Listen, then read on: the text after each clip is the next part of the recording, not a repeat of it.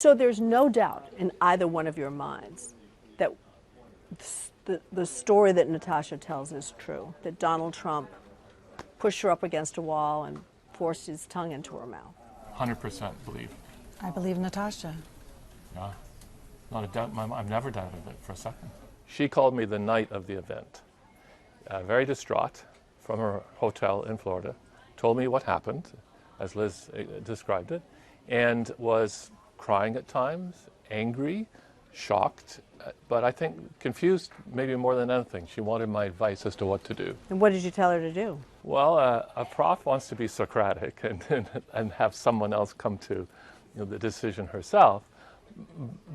So what I did was walk through the scenario and really asked myself, what would Donald Trump do if she confronted him? I didn't think it was a matter for the police. So then the next thing is to confront him or to make it a big to-do through the magazine.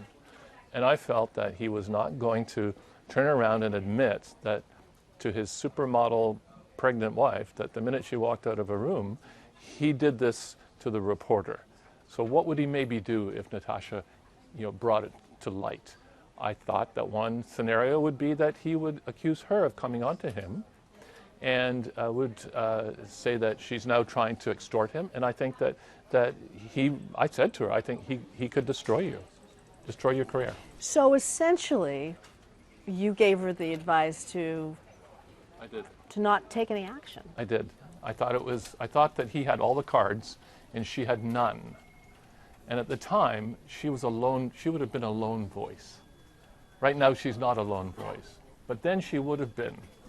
I also thought that he could go to the magazine and put the magazine in a really difficult spot by saying, you get rid of her or you have no access to me. And he was like the biggest thing on television at the time.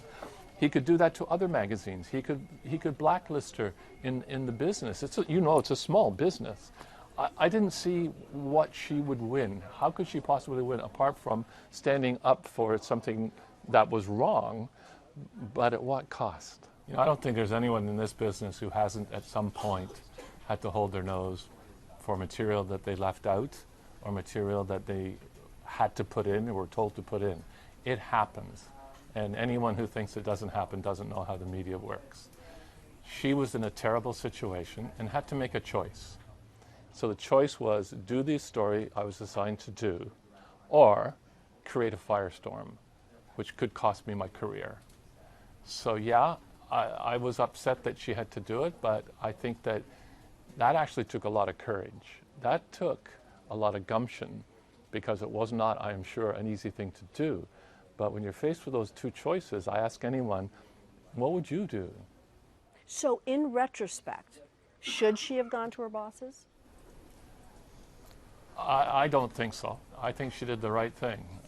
I don't think, I don't think it's for us to judge whether she did the right thing or not. She wasn't comfortable coming forward at the time. She was frightened and she was scared. So it's really not for us to judge her.